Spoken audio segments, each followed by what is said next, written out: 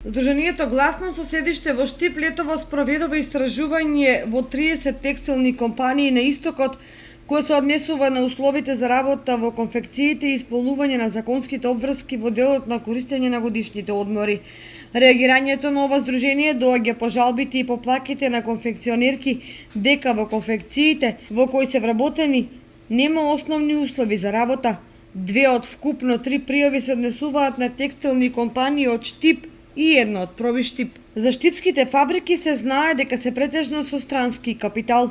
При посетата, односно контролата, забележено е дека се монтираат уреди за ладење во едната, а во другата се работи на отстранување на сите хигиенски технички услови и подобрување на условите за работа на самите работници, велат од здруженијето Гласно.